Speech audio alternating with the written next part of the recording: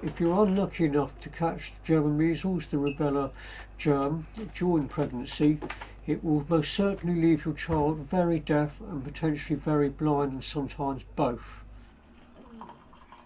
I'm as good as blind in my right eye and nearly blind in my left, and I'm as good as totally deaf in my right ear and partially deaf in my left ear.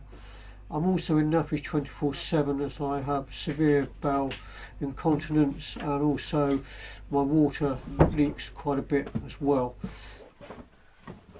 I try to live as near normal life as possible, probably because I was very lucky to be brought up by parents who didn't really treat me too much as a disabled person, and I think that's actually quite important.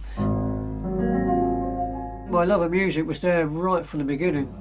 I now have some 40,000 singles and something like 20,000 LPs, and I've been building up the collection steadily over the years. Donna Summer's I Feel Love, The Crunch, The Raban, Figaro, Brotherhood of Man, if you remember them. The idea of life without music, no, it's a bit like life without the sound of the birds in the morning, isn't it? I really hope that day never comes.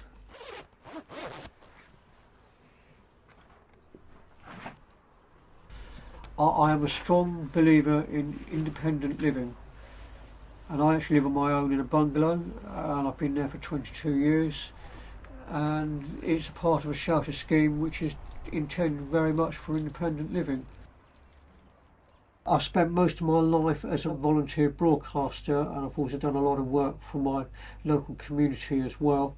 Well, good morning to you, this is Ian here, broadcasting live from our studio in the very heart of Love Lane at the White Fibre headquarters here in Love Lane in Cowes. If you would like us to play a record between now and midday, do give us a call on our usual phone number. But meanwhile, this is Pat Boone and Shirley Boone, who made an LP in 1959, and this is Side by Side.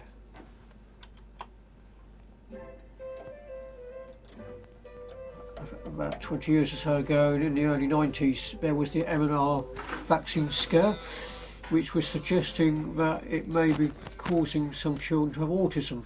Because of the scare, this has meant a lot of children who are now growing up to thinking about starting their own families were not vaccinated against rubella.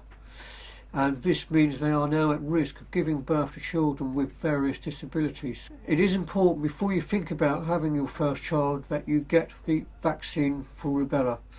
There is really no need for anyone to have to go through the trauma of giving birth to a child with disabilities of some sort, when there is actually good ways of minimising that risk. So therefore I would strongly advise that you get that vaccine before you start your family, and then hopefully all the children that will be born thereafter will be fit and healthy and live normal lives.